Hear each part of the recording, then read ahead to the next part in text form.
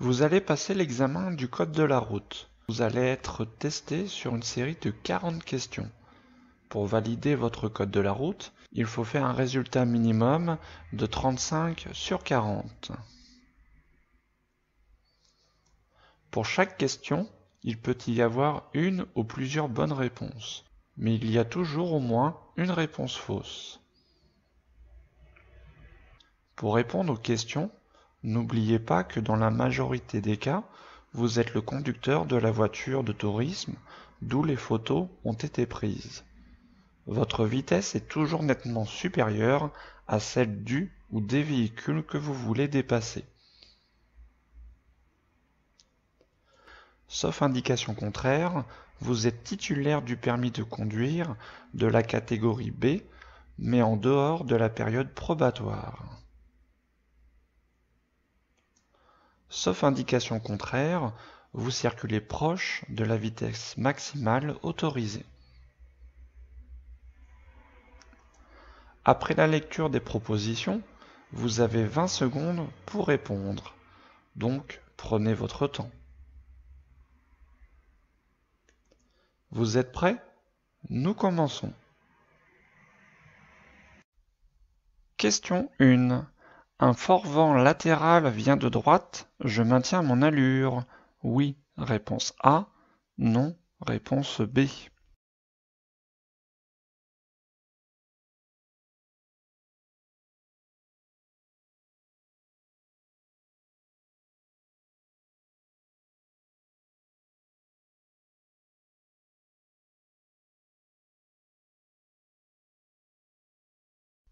Question 2.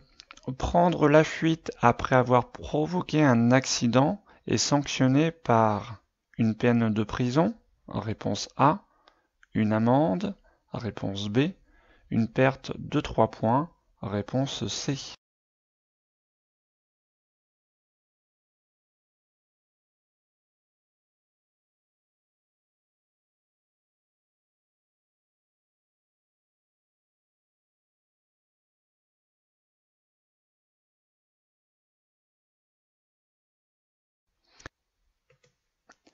Question 3. Pour pratiquer l'autopartage, je souscris à une assurance spécifique. Oui, réponse A. Non, réponse B.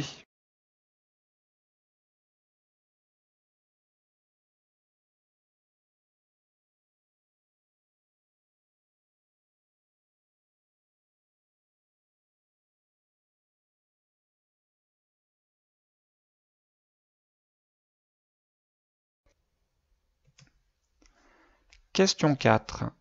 J'accélère, réponse A. Je ralentis, réponse B.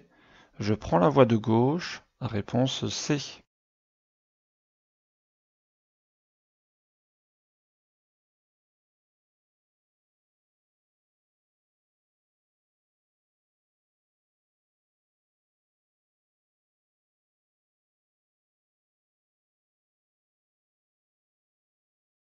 Donc, question 5. Pour conduire un véhicule, mon champ visuel horizontal doit être au minimum de 120 degrés, réponse A, 140 degrés, réponse B, 180 degrés, réponse C.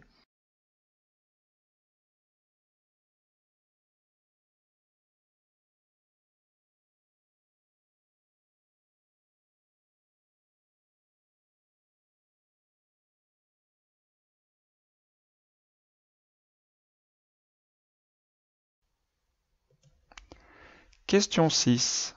Je change de voie immédiatement pour dépasser le véhicule devant moi. Oui, réponse A. Non, réponse B.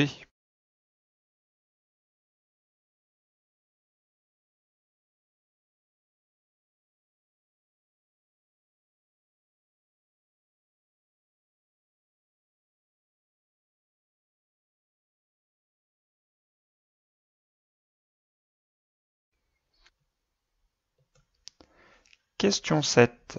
L'aide au freinage d'urgence, AFU, se déclenche si je freine. Rapidement, réponse A. Lentement, réponse B.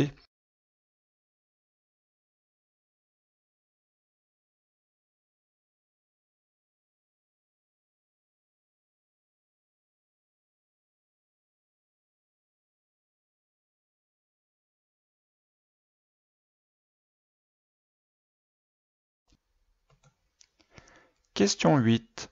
Je suis particulièrement attentif à la zone A, réponse A, zone B, réponse B, zone C, réponse C.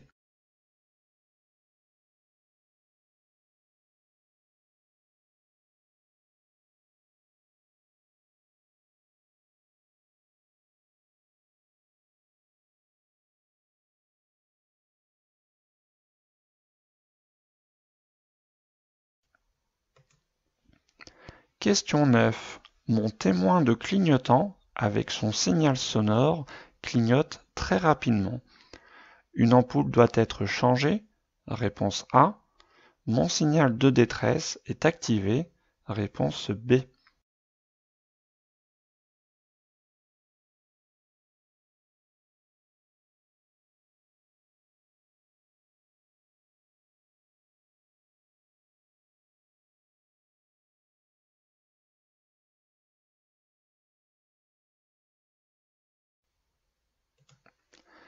Question 10. J'allume mes feux de croisement?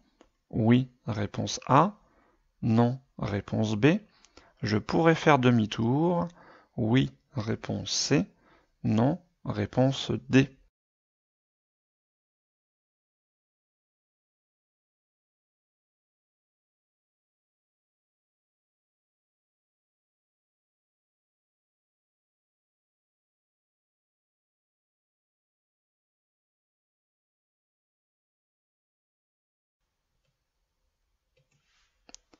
Question 11. Ce témoin indique le fonctionnement des feux de route, réponse A, croisement, réponse B, position, réponse C.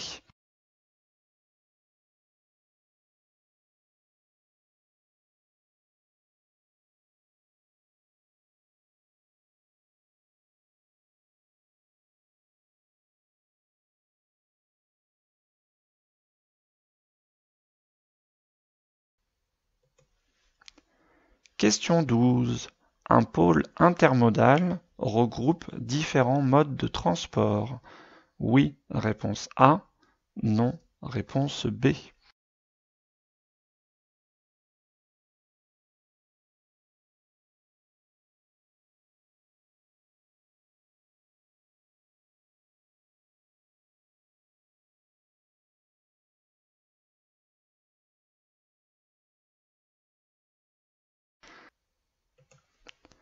Question 13. Une acuité visuelle de 10 dixièmes permet de lire ce panneau à environ 150 mètres. Oui, réponse A. Non, réponse B.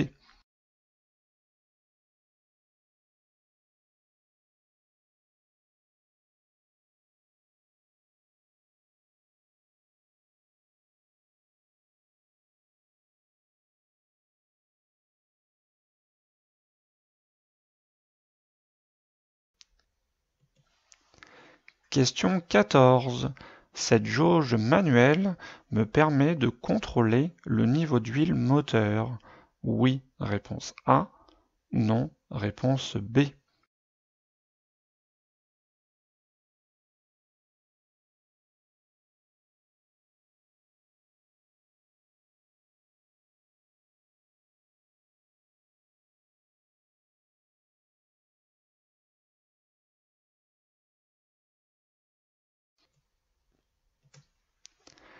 Question 15. Cette position de conduite est correcte. Oui, réponse A. Non, réponse B.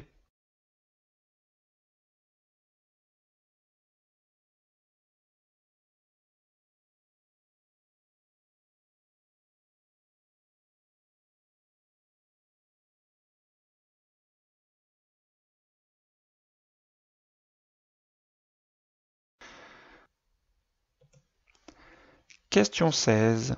Les véhicules devant moi sont arrêtés au feu rouge. J'accélère, réponse A. Je ralentis, réponse B. Je maintiens mon allure, réponse C.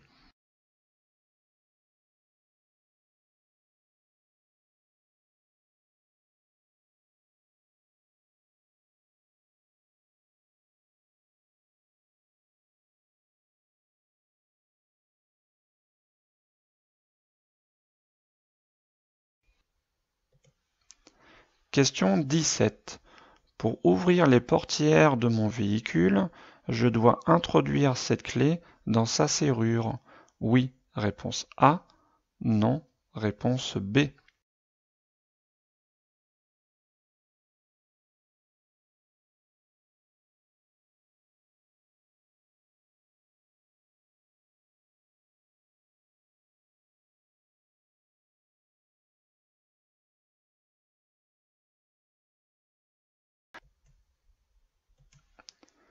Question 18. Ce véhicule noir recule. Je m'arrête? Réponse A. Je klaxonne? Réponse B. Je maintiens mon allure? Réponse C.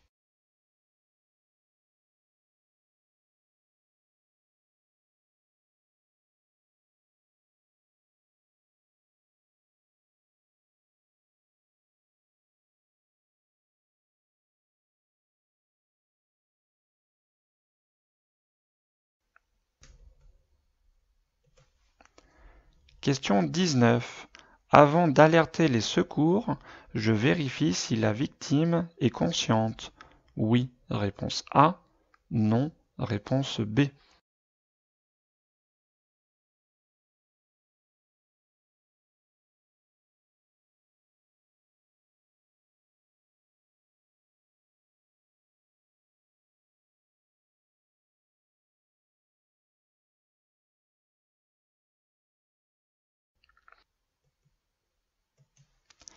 Question 20.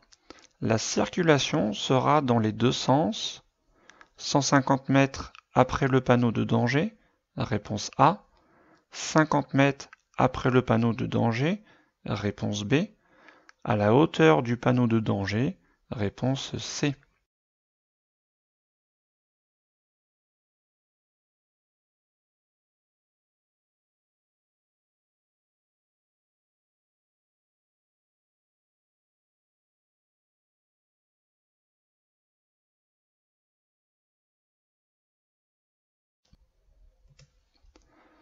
Question 21.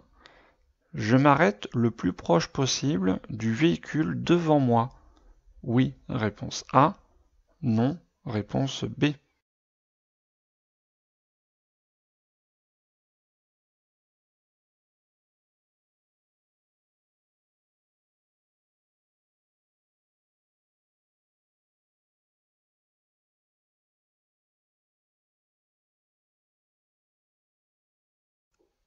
Question 22.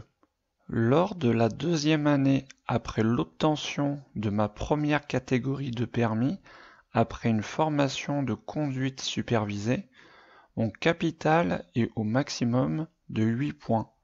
Oui, réponse A. Non, réponse B.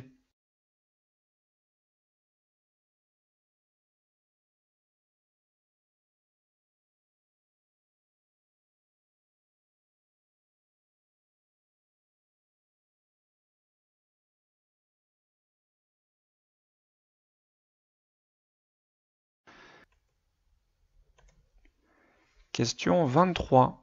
Je circule à la vitesse maximale autorisée. Dans cette situation, j'accélère, réponse A. Je ralentis, réponse B.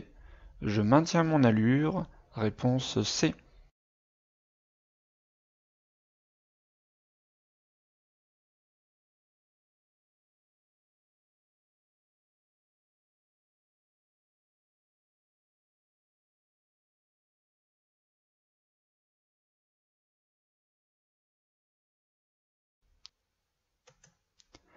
Question 24.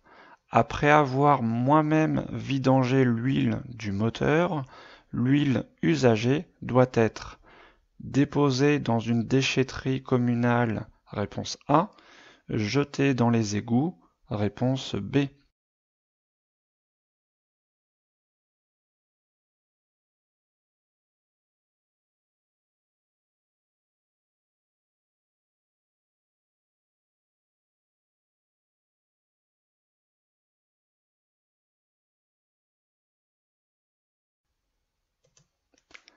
Question 25.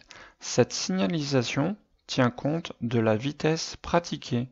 Oui, réponse A. Non, Réponse B.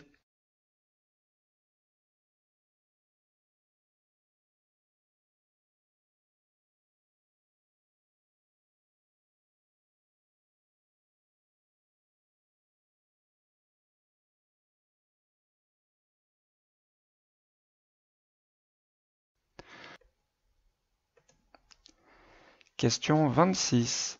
L'anti-blocage des roues, ABS, augmente la distance de freinage. Oui, réponse A. Non, réponse B. Réduit la distance de freinage. Oui, réponse C. Non, réponse D.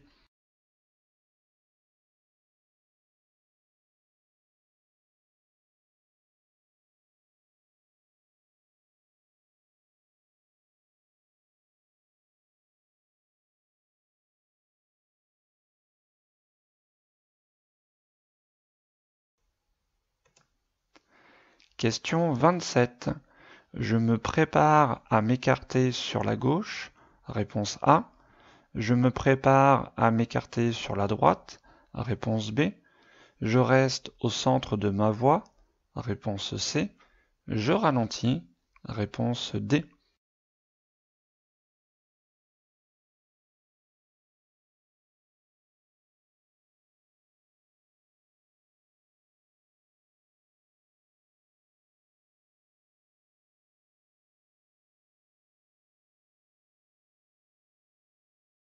Alors, question 28. Mon véhicule est équipé d'un système qui régule la vitesse. Oui, réponse A. Non, réponse B. Mon véhicule est équipé d'un avertisseur de changement de fil. Oui, réponse C. Non, réponse D.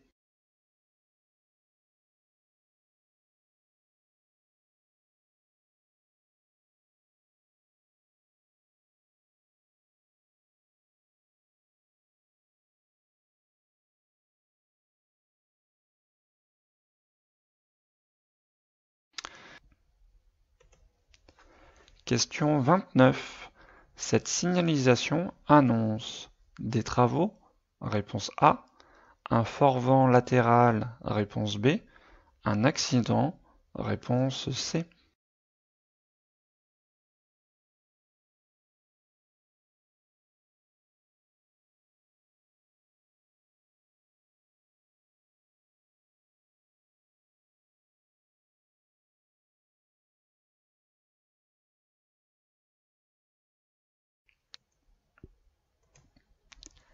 Question 30. Je dois effectuer un contrôle technique sur ma voiture qui va avoir 2 ans? Réponse A. 3 ans? Réponse B. 4 ans? Réponse C.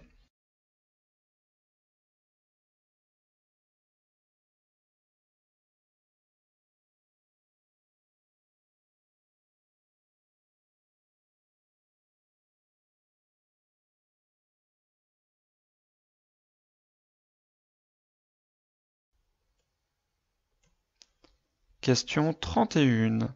La taille des panneaux est variable selon l'endroit où ils sont situés. Oui, réponse A. Non, réponse B.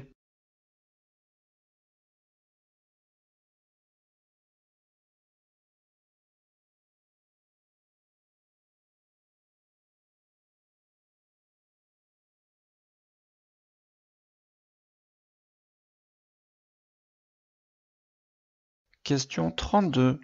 Je circule plus vite que le véhicule qui est devant moi. Je me prépare à dépasser. Réponse A. J'attends d'arriver plus proche du véhicule. Réponse B.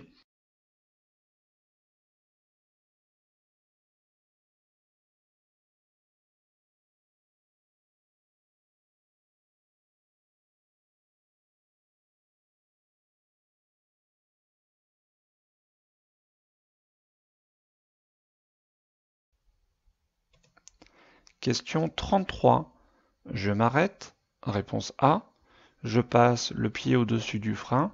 Réponse B.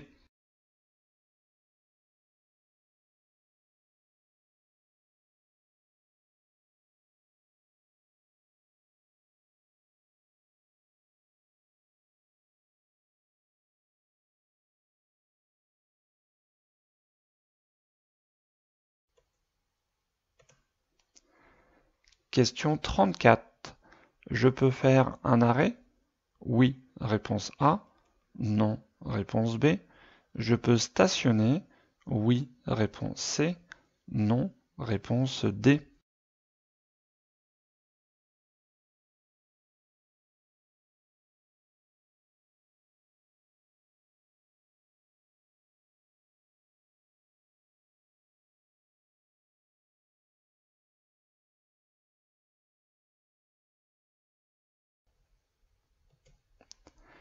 Question 35.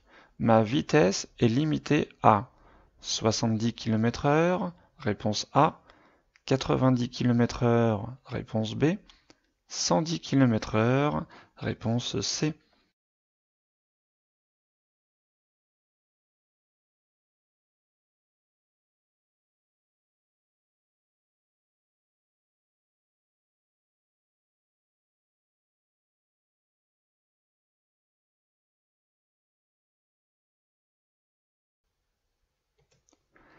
Question 36. Pour m'installer au poste de conduite, je règle dans l'ordre. Siège, rétroviseur, ceinture, réponse A. Rétroviseur, siège, ceinture, réponse B.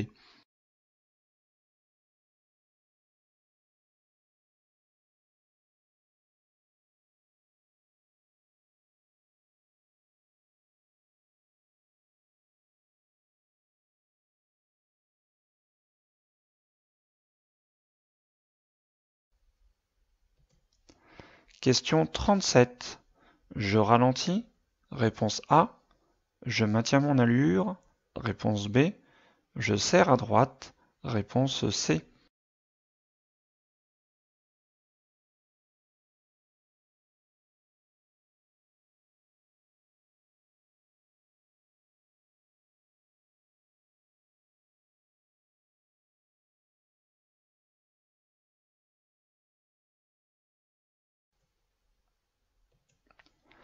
Question 38. Pour éliminer un verre d'alcool en dose barre, il faut environ 1 heure, réponse A, 2 heures, réponse B, 3 heures, réponse C.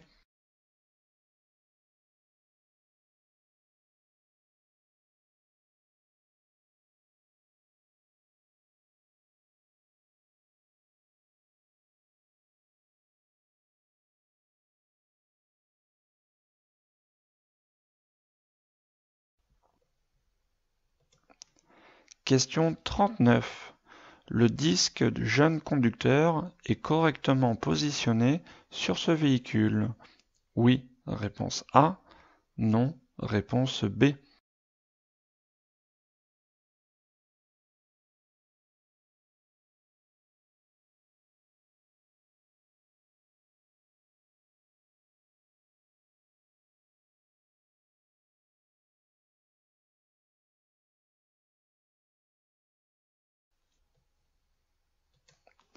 Question 40. Je maintiens mon allure? Réponse A. Je freine? Réponse B.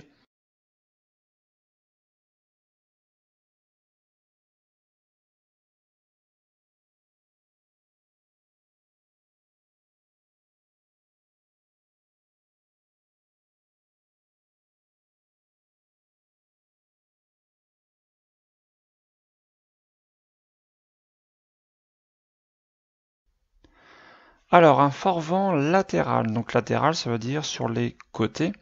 Donc vient de droite, c'est-à-dire que le vent vient de droite et il s'en va vers la gauche. Donc il va nous pousser, hein, ce vent, donc il nous pousse vers la gauche.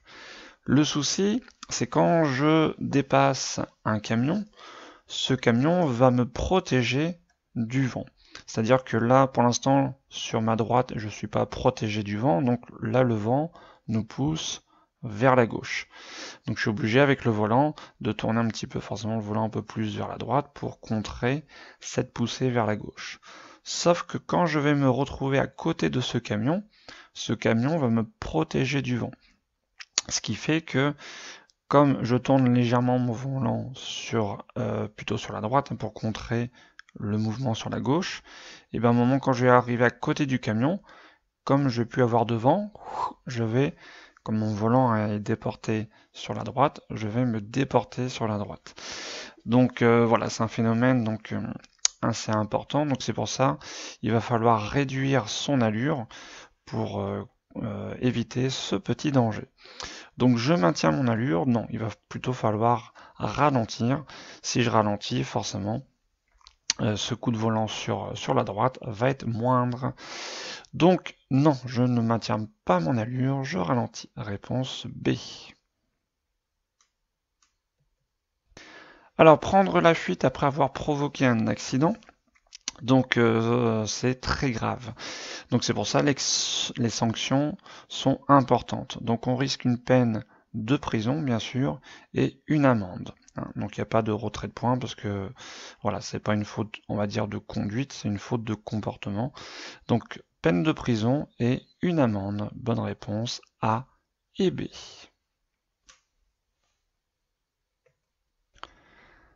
Alors pour pratiquer l'autopartage, donc l'autopartage, qu'est-ce que c'est? Donc on va se partager la même voiture, donc c'est une voiture pour plusieurs conducteurs. Donc généralement donc on souscrit donc à un abonnement, voilà, à un contrat, et quand les véhicules sont disponibles, on peut donc prendre ces véhicules lorsqu'on en a besoin, uniquement quand on en a besoin pour les faire les courses, un voyage, etc. Donc en fait, le but, c'est une voiture pour plusieurs personnes. Alors, est-ce que je souscris à une assurance spécifique? Donc non, le prix de l'abonnement, voilà, de la location de la voiture, etc. Donc l'assurance est toujours compris dedans. Il n'y a pas besoin soi-même d'aller chez son assureur pour souscrire à telle voiture. Parce que généralement en plus on ne sait pas quel véhicule on va avoir. Donc précisément. Donc non, le prix de l'assurance est inclus dans le contrat, dans l'abonnement. Donc bonne réponse B. Ici nous sommes dans un embouteillage. Donc forcément au niveau de l'allure on va ralentir parce que ça avance pas très vite devant nous, on va pas accélérer. Et dans un embouteillage donc ça ne change rien de changer de voie. Ça va pas forcément aller plus vite. On a l'impression des fois que la voie de gauche va plus vite que nous, donc c'est vrai qu'on est tenté. Mais voilà, c'est un coup sur deux, un coup c'est la voie de gauche qui va plus vite, un coup c'est la nôtre, etc. Donc dans les embouteillages, on change de voie uniquement si on doit changer plus loin de direction. Si je dois prendre bientôt la sortie, là forcément je vais être obligé de changer de voie. Mais sinon, on reste où on est. Et d'autant plus, donc je prends la voie de gauche, donc non, puisqu'en plus, à ce moment-là, donc on a des véhicules sur la gauche et on a un motard qui nous dépasse. Donc bonne réponse, B, je ralentis. Alors pour conduire un véhicule, donc ça c'est une règle, donc le champ visuel horizontal, c'est-à-dire sur les côtés quand je regarde devant moi, donc doit être au minimum de 120 degrés. Si on a un champ visuel en dessous, on ne peut pas forcément conduire un véhicule. Donc 120 degrés, la réponse A. Alors ici on aperçoit que ça freine devant nous, donc probablement un embouteillage, puisqu'en plus le véhicule devant nous a l'air d'avoir mis ses feux de détresse. Comme il y a moins de monde sur la gauche, c'est vrai qu'on serait tenté de se positionner dans la voie de gauche, mais attention, avant de changer de voie, il faut vérifier si on peut le faire. Donc notamment si on n'a pas un véhicule qui va nous dépasser sur la gauche. Donc comment savoir ça? Forcément en regardant dans les rétros, et dans les rétros on aperçoit un véhicule justement qui arrive à gauche. Certes, entre guillemets, il est assez loin, bon, assez loin, façon de dire. Et puis généralement, s'il roule dans la voie de gauche, c'est qu'il roule plus vite que nous. Donc le problème, si je me mets tout de suite dans la voie de gauche, ce véhicule va vite me rattraper et je vais le gêner. Donc comme il y a un véhicule dans la voie de gauche, donc qui est relativement quand même assez proche, je ne change pas de voie immédiatement. Donc bonne réponse B.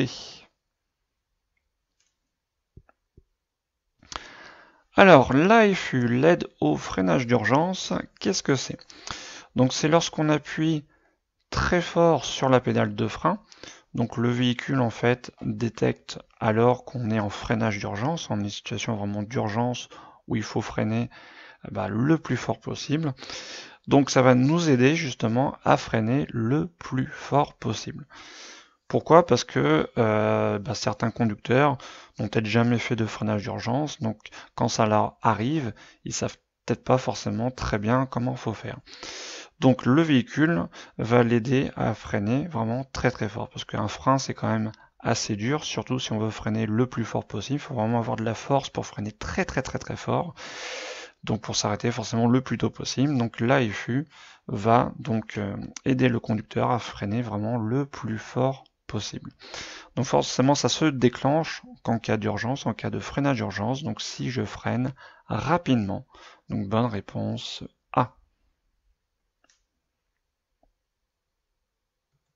Alors, attention à ces questions-là, donc il faut bien comprendre, bien lire la question. Donc je suis particulièrement attentif à quelle zone. Donc là, c'est-à-dire qu'on doit choisir. On doit choisir parmi les 3 zones. Alors c'est pas parce que je choisis une zone qu'il ne faut pas faire attention forcément aux autres zones. Mais là, on nous demande de choisir, entre guillemets, laquelle est la plus importante. Alors dans la zone A, on a un véhicule qui arrive en face de nous. Bon voilà, pas forcément de danger immédiat. Dans la zone C, donc on a des piétons sur le trottoir. Alors comme là, nous on est décalé, on va dire, on roule à peu près ici. C'est vrai qu'on est relativement loin des piétons. Voilà, donc pas forcément de danger, on va dire, immédiat. Il faut quand même surveiller qu'ils ne changent pas de direction immédiat. Par contre, la zone B, qu'est-ce qu'on a? Donc on a un camion, donc sûrement qui est en livraison, et juste devant ce camion, on a un passage pour piétons. Et là, le danger, c'est que, bon, on le voit pas parce qu'à cause de ce camion, mais on pourrait avoir un piéton qui décide forcément de traverser sur ce passage pour piétons. Donc là, justement, donc le problème, c'est que les dangers qu'on voit, c'est facile forcément à les voir. Par contre, les dangers qu'on ne voit pas, si on n'y prête pas attention, si on n'anticipe pas le danger, ça peut forcément nous surprendre. Donc le piéton qui peut être devant le camion, on ne le voit pas. Donc il faut particulièrement être attentif à cette zone-là. Donc bonne réponse B.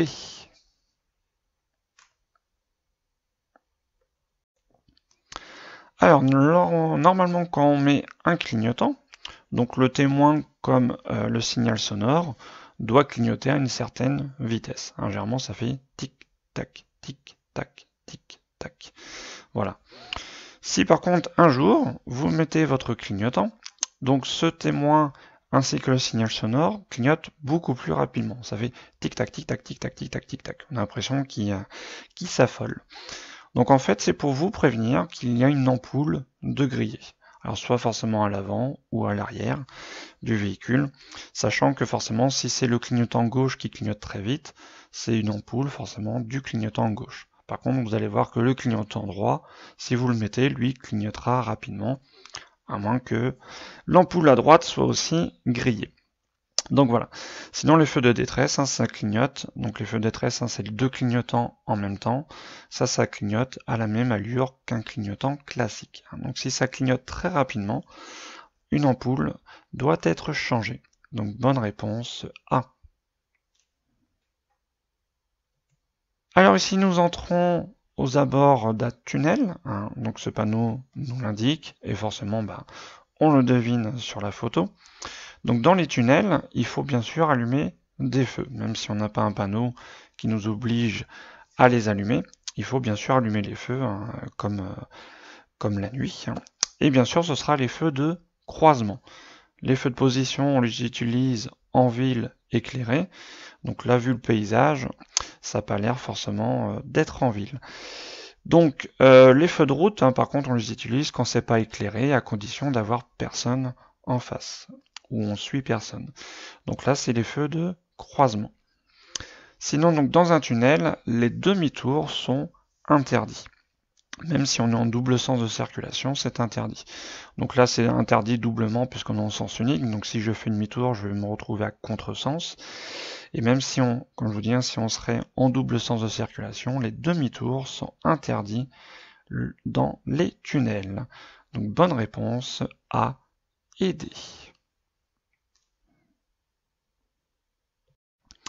Alors ce témoin, qu'est-ce que c'est? C'est les témoins des feux de route. Donc il est bleu. Et les témoins, les autres témoins, donc croisement et position, les témoins donc sont verts. Donc témoin bleu, c'est assez facile, il n'y a que ce témoin donc qui est bleu, c'est les feux de route. Bonne réponse A. Alors un pôle intermodal, qu'est-ce que c'est? Donc c'est quelque chose qui est en périphérie des villes, c'est-à-dire autour des villes, et donc qui nous permet de laisser notre voiture pour prendre différents transports en commun pour accéder au centre-ville. Donc forcément, sur un pôle intermodal, je peux avoir donc forcément l'accès au bus, éventuellement au tramway, au taxi, etc. Donc voilà, c'est pour limiter forcément les voitures dans les centres-villes. Donc oui, on peut accéder à différents modes de transport. Bonne réponse A. Alors si on a une acuité visuelle de 10 dixièmes, donc c'est-à-dire forcément le maximum, donc bien sûr, on peut très facilement lire ces panneaux à 150 mètres, donc même forcément de plus loin. Donc quand on a 10 dixièmes, on voit très bien, donc on peut lire forcément de très loin les panneaux. Donc bonne réponse A.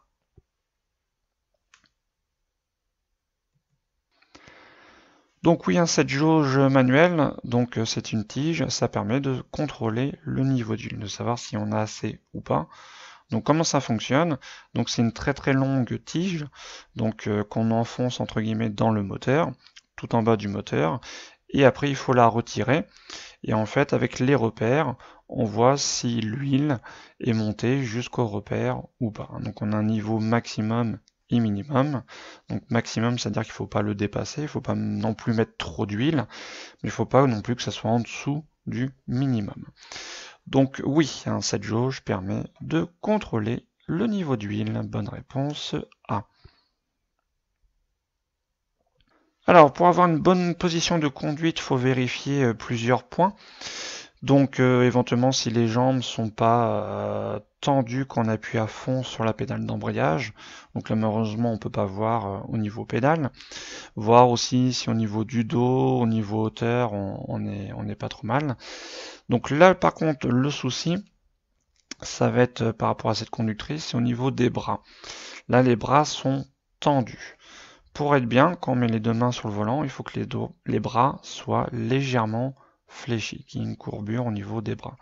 Donc là par exemple si elle veut accéder par rapport au haut du volant, là ça va être compliqué, elle sera obligée de s'avancer pour pouvoir attraper le haut du volant.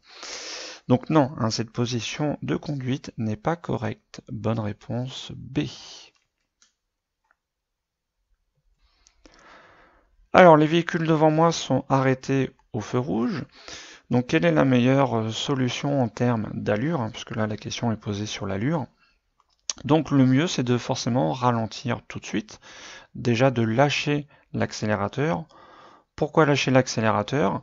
Ça va permettre déjà d'économiser du carburant. Si je n'accélère plus, je n'envoie plus d'essence dans le moteur, donc je consomme zéro.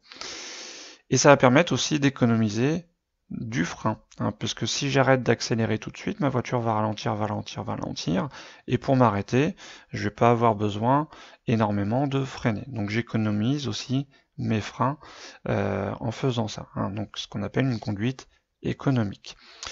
Et puis donc le fait aussi de rouler moins vite, ça permet aussi, si jamais il y a quelque chose qui se passe, notamment par exemple il y a un piéton qui surgit derrière, devant plutôt ce car, je vais pouvoir, si j'arrive plus doucement, forcément mieux réagir.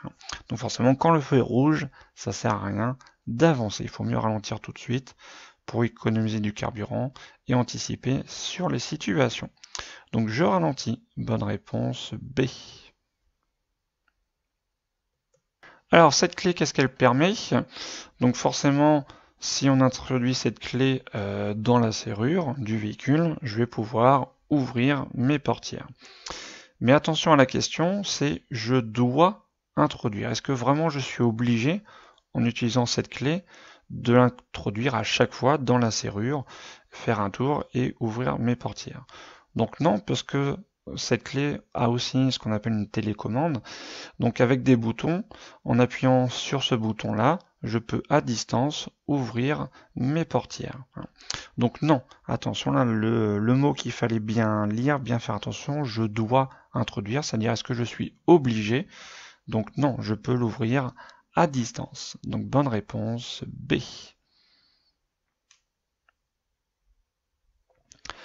Alors ce véhicule noir est en train de reculer.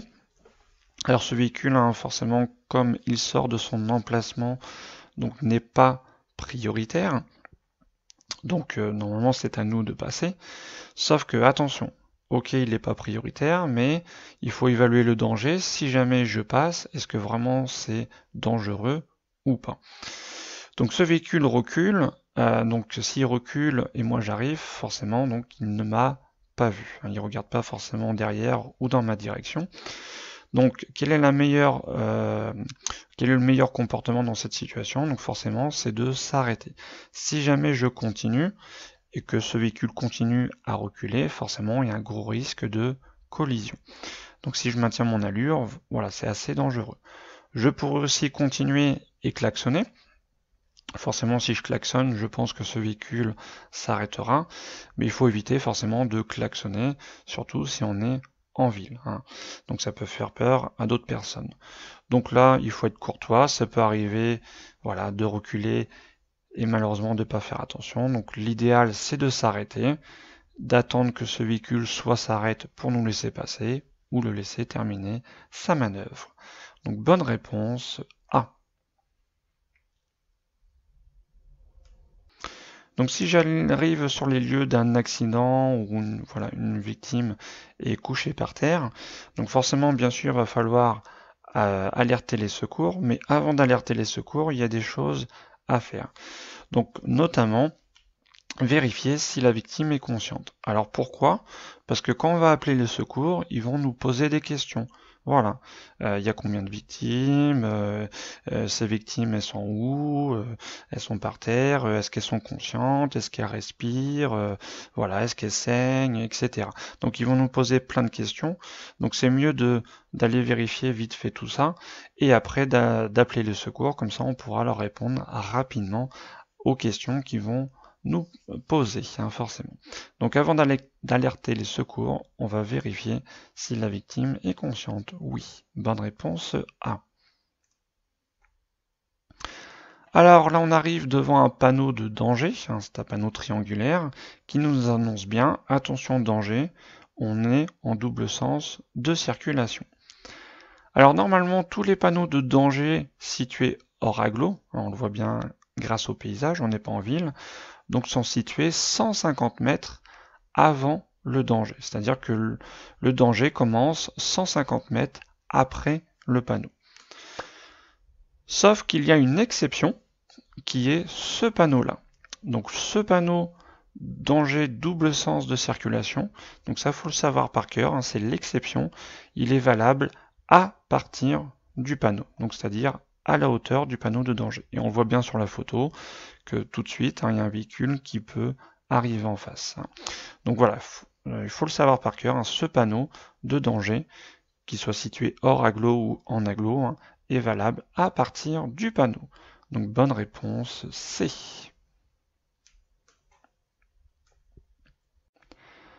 Alors ici, donc qu'est-ce qui se passe? Donc plein de véhicules sont arrêtés puisque les feux sont rouges. Donc il va falloir bien sûr que je m'arrête aussi. Donc je vais avancer, forcément je ne vais pas m'arrêter tout de suite, il faut quand même avancer, sinon on risque de gêner ceux qui sont derrière. Mais après, on ne va pas s'arrêter le plus proche possible du véhicule. C'est-à-dire que même à l'arrêt, il faut quand même avoir une distance de sécurité. Il ne faut pas qu'on soit trop proche du véhicule qui est devant nous. Pourquoi? Parce que si jamais il y a un véhicule qui arrive vite derrière, et malheureusement qui gère mal son arrêt, et entre guillemets, nous pousse, il ne faut pas que nous-mêmes allons taper le véhicule qui est devant nous. Donc il ne faut pas qu'on soit projeté devant le véhicule. Parce que sinon, c'est nous qui serions en tort par rapport à ce véhicule, malgré que ce n'est pas notre faute si on a été poussé. Mais voilà, même à l'arrêt, il faut avoir une bonne distance de sécurité, au cas où, voilà, qu'on a un véhicule qui nous pousse derrière. Dernière petite raison, c'est si jamais le véhicule devant nous se met pour une raison ou pour une autre, ne peut pas démarrer, tombe en panne et tout. Donc forcément, si on est trop proche de lui, on ne pourra pas sortir. Si on a une bonne distance, il suffit de tourner les roues à fond et comme ça, on peut le contourner. Donc voilà pourquoi, même à l'arrêt, il faut avoir de bonnes distances de sécurité. Donc je ne m'arrête pas au plus proche. Bonne réponse B. Alors, lors de la deuxième année, donc après l'obtention de ma première catégorie de permis, donc c'est-à-dire que j'ai pas eu de permis avant, donc après une formation de conduite supervisée. Donc attention de ne pas confondre la conduite supervisée avec la conduite accompagnée. Ce n'est pas la même chose. La conduite accompagnée, c'est à partir de 15 ans. Donc on peut passer le permis. Donc la conduite supervisée, donc c'est comme le permis, on va dire, traditionnel. Sauf qu'on peut conduire en parallèle de l'auto-école avec un accompagnateur si on a plus de 20 heures de conduite. Mais lorsqu'on passe le permis, donc même si on est en conduite supervisée, donc sur le permis, ce sera un permis entre guillemets normal. C'est pas un permis conduite accompagnée. Donc quand on passe le permis entre guillemets normalement, donc la première année, on a 6 points. On débute avec 6 points. Donc sauf que si on est en conduite accompagnée, on récupère 3 points tous les ans. Donc au bout de 1 an en conduite accompagnée, on arrive à 9 points. Donc 6 plus 3. Et au bout de 2 ans en conduite accompagnée, on arrive à 12 points, puisque 9 plus 3. Donc ça nous fait un capital de 12. Donc on a tous ces points au bout de 2 ans en conduite accompagnée. Par contre, en formule traditionnelle, donc formule traditionnelle ou conduite supervisée, c'est la même chose. Donc là, on va récupérer 2 points tous les ans. Donc lors de la première année, on a 6 points. Et lors de la deuxième année, donc 6 plus 2, ça nous fait bien 8. Donc oui, lors de la deuxième année, donc en conduite supervisée, j'ai bien un capital de 8 points. Ensuite, la troisième année, lors de la troisième année, on a un capital de 10 points. Et la quatrième année, un capital de 12 points. Donc, bonne réponse A.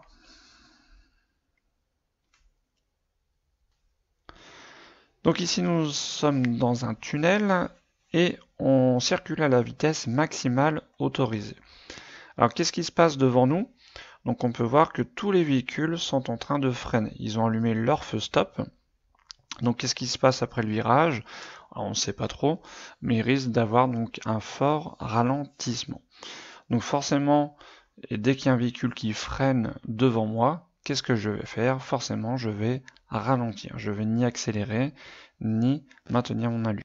Alors surtout pas accélérer, puisque si j'accélère, comme je roule déjà à la vitesse maximale autorisée, si j'accélère, je vais dépasser justement la limitation de vitesse, la vitesse maximale qui est autorisée. Donc déjà, accélérer, c'était pas possible, même s'il y a une situation, on va dire, normale. Mais voilà, quand un véhicule devant nous ralentit, freine, il faut aussi que je ralentisse aussi, bien sûr. Donc bonne réponse B. Alors si je fais moi-même l'entretien de mon véhicule, donc là je vidange l'huile, c'est-à-dire que je vide toute l'huile du moteur. Donc cette huile que j'ai vidée, ce qu'on appelle l'huile usagée, donc on la jette surtout pas dans les égouts, sinon on va polluer. Donc il va falloir bien sûr déposer ça dans une déchetterie. Donc il y a des spécificités dans les déchetteries, donc il y a des endroits où, par exemple, les huiles moteurs, on va les mettre à tel endroit. Donc bonne réponse A. Donc forcément les limitations de vitesse donc sont mises forcément par rapport à la vitesse qu'on appelle qui est pratiquée, c'est-à-dire la vitesse des conducteurs à laquelle ils arrivent en général, hein, ce qui est pratiqué. Donc par exemple, on peut avoir des fois une limitation de vitesse à 70, mais les gens roulent plutôt à 50. Donc la vitesse pratiquée, c'est ça, c'est la vitesse, on va dire, à peu près réelle des véhicules. Alors forcément, c'est une moyenne, parce que forcément, tout le monde ne roule pas à la même allure. Donc voilà, donc si ici ils avaient laissé 80, ils auraient vu que tout le monde roulait à 80 ici, par exemple, et que ce serait éventuellement trop vite pour les virages. Donc c'est pour ça qu'ils rabaissent la limitation, parce qu'ils se sont aperçus, par exemple, éventuellement à cet endroit, que si on laisse 80 km/h, tout le monde roulerait, enfin la plupart des véhicules rouleraient à 80 km/h. Donc forcément la signalisation est en fonction de la vitesse qui est pratiquée. Donc bonne réponse A.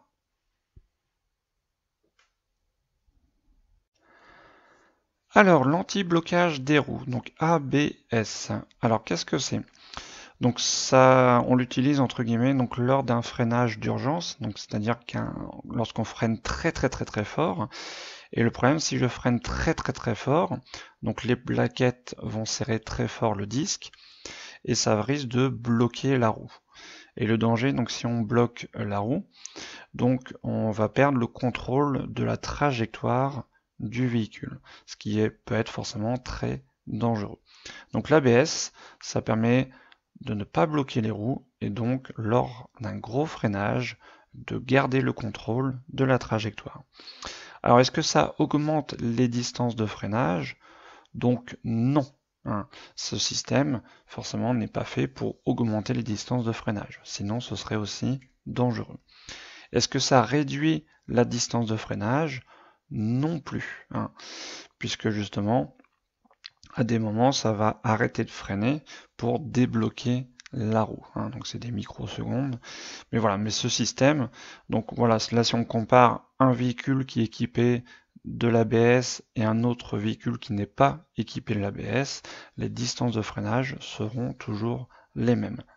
Donc ça n'augmente pas ni réduit pas les distances de freinage. On ne freine pas mieux avec un ABS. Donc les freins, ça reste toujours pareil, qu'on ait ou pas l'ABS. Si on a des gros freins, voilà, par exemple, vous voyez ce véhicule a des gros freins, donc là il va freiner lui très fort.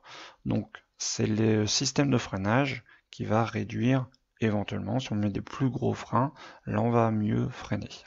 Mais c'est pas un système électronique, un ABS qui va permettre de mieux freiner. Donc bonne réponse, B et D. Si nous circulons en ville, en agglomération, donc dans une rue relativement assez étroite, et qu'est-ce qu'on aperçoit devant nous? On aperçoit des piétons. Donc on va dire à peu près de chaque côté de la route. Alors, on fait quoi? Est-ce qu'on s'écarte d'un côté, de l'autre? Est-ce qu'on reste au centre de notre voie? Donc là, on peut voir que ce piéton a une poussette et sa trajectoire est à peu près en ligne droite. Par contre, ce piéton, on s'aperçoit qu'il est en train de traverser cette rue. Donc, qu'est-ce qu'on va faire? Forcément, le temps qu'on arrive, ce piéton aura fini sa traversée. Donc, on va plutôt forcément passer loin des piétons qui vont être sur notre gauche. Donc, on va s'écarter sur la droite. Donc si on reste au centre, forcément on va passer trop proche. Donc je m'écarte, je prépare à m'écarter sur la droite, j'anticipe, et forcément je vais ralentir pour pouvoir passer doucement à côté des piétons. Donc bonne réponse, B et D.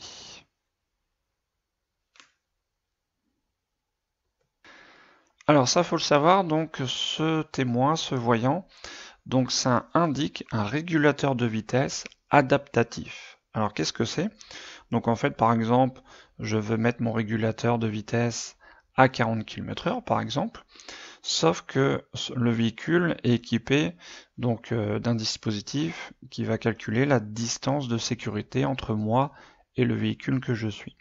Et si jamais on arrive trop proche du véhicule, donc automatiquement le véhicule va s'adapter, va réguler la vitesse par rapport à la distance de sécurité.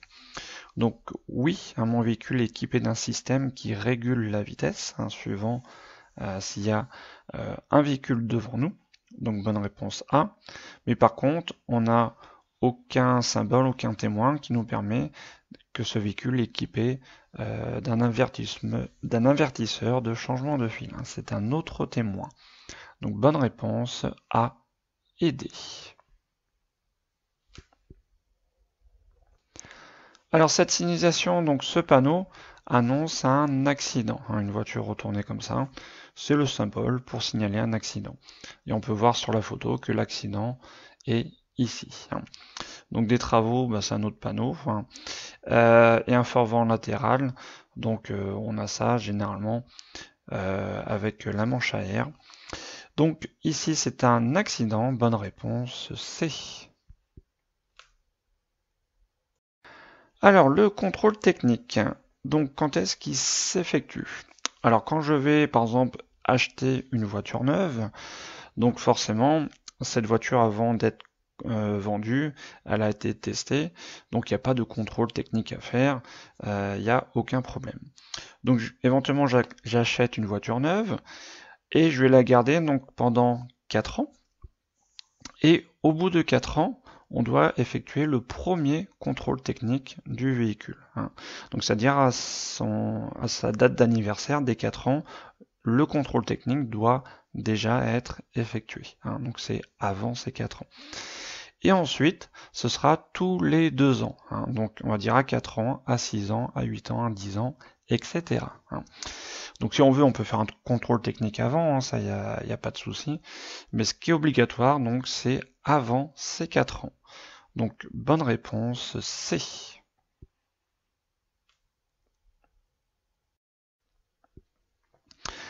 Alors, parlons un petit peu de la taille des panneaux. Donc forcément, ces tailles de panneaux varient suivant la vitesse qui est pratiquée. Donc forcément, par exemple, si on roule vite, par exemple sur une autoroute, on va avoir des panneaux très grands, forcément, pour qu'ils soient visibles de très loin, puisque comme on roule vite, on parcourt plus de distance, donc il faut que les panneaux soient visibles de très loin.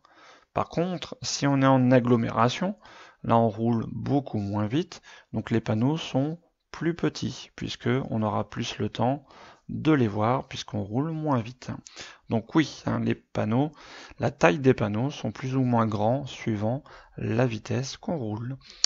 Donc oui, bonne réponse A. Alors ici, nous nous trouvons sur une autoroute. Donc on peut le voir au petit panneau bleu qui se trouve là-bas. Enfin bref, donc voilà, on est sur une route, sur une chaussée séparée par un terre-plein central, donc en sens unique. Donc on s'est précisé dans la question qu'on circule plus vite que le véhicule qui est devant nous. Donc c'est-à-dire ce véhicule. Donc si je circule plus vite et je reste entre guillemets comme ça, qu'est-ce qui va se passer? Je vais me rapprocher petit à petit, puisque je circule plus vite, je vais me rapprocher de ce véhicule. Le souci, si j'arrive très proche de ce véhicule, si jamais il se met à freiner très fort, je risque de ne pas avoir assez de temps pour réagir. Donc c'est pour ça qu'il ne faut jamais circuler trop proche d'un véhicule qu'on suit. C'est ce qu'on appelle avoir une bonne distance de sécurité. Alors sur autoroute, comment savoir si on a une bonne distance de sécurité? Il faut laisser 2 grands traits de la bande d'arrêt d'urgence. Ce qui est le cas ici, j'ai un trait plus un deuxième trait. Donc là, j'ai une bonne distance de sécurité. Le problème, si j'attends d'arriver plus proche du véhicule, donc si j'attends, comme je circule plus vite, on va se rapprocher, et là après, je ne vais pas avoir une bonne distance de sécurité. Donc bien sûr, il va falloir se préparer à dépasser, plutôt que d'attendre d'être plus proche du véhicule. Voilà, je vous répète, on n'aura pas une bonne distance de sécurité. Donc je me prépare, je le fais pas forcément tout de suite parce que le véhicule là est assez proche, donc je vais plutôt attendre que ce véhicule prenne de la distance. Mais après voilà, comme il n'y a personne sur les autres voies, je vais pouvoir mettre le clignotant et effectuer le dépassement. Donc bonne réponse A.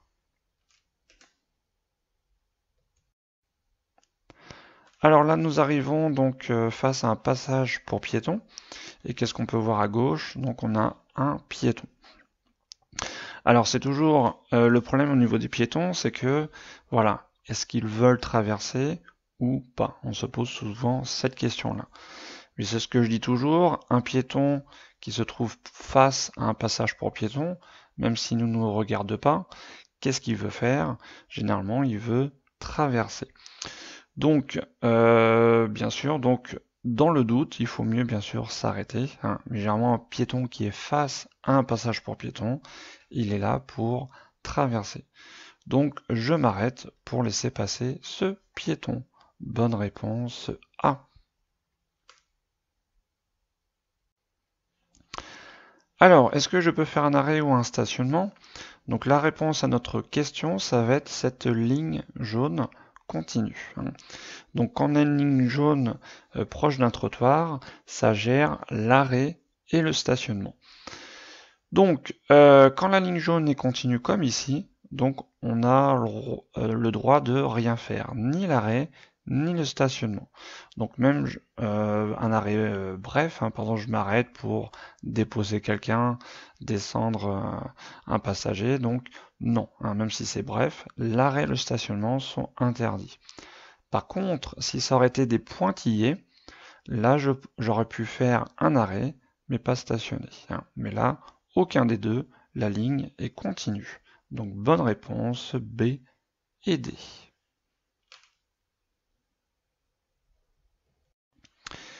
Donc ici nous nous trouvons sur une 2x2 voies séparées par un terre-plein central. Donc généralement sur ces routes-là, sauf indication contraire, la vitesse est limitée à 110 km/h, voire même 130 si c'est une autoroute. Sauf qu'ici, justement, c'est précisé le contraire, on a une limitation spécifique. Alors on a une limitation à 70, mais elle est affectée au transport de marchandises dont le poids est supérieur à 3,5 tonnes. Donc ce panneau 70 ne nous concerne pas. Ce qui va nous concerner, c'est le 90 km/h. Donc moi, ma vitesse va être limitée ici sur cette route à 90 km/h. Bonne réponse B.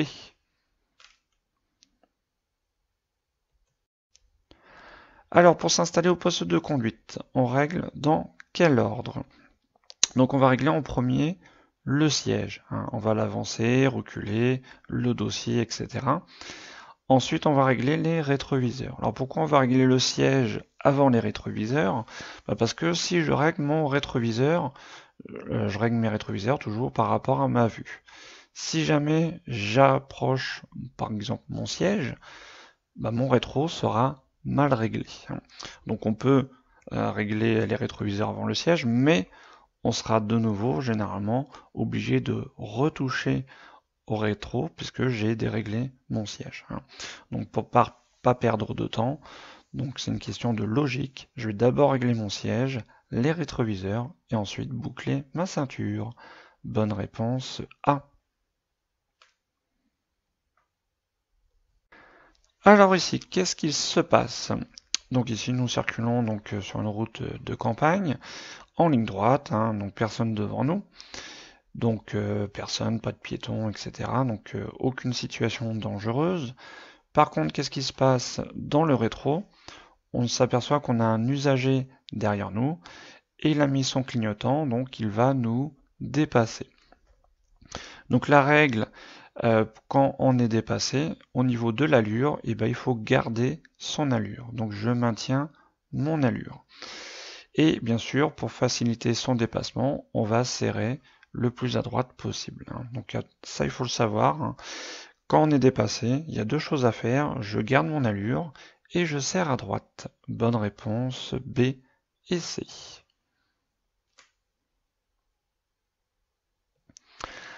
Alors, pour éliminer un verre d'alcool en dose bar. Alors, une dose bar, donc pourquoi on parle toujours de dose bar? Parce que c'est réglementé.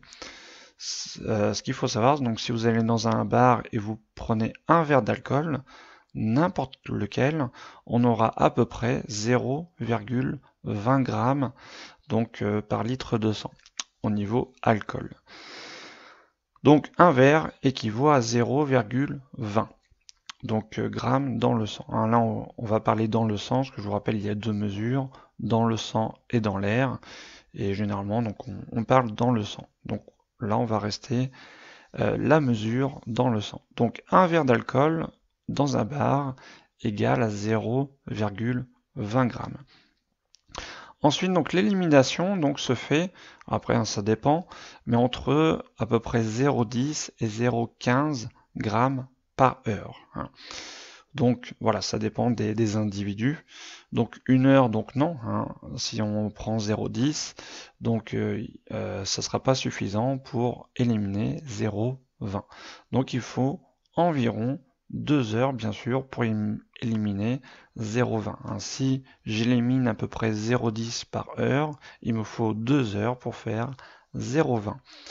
Donc environ 2 heures. Bonne réponse B. Alors le disque jeune conducteur, donc c'est le disque A, donc pour nos signaler apprenti. Est-ce qu'il est correctement positionné sur ce véhicule?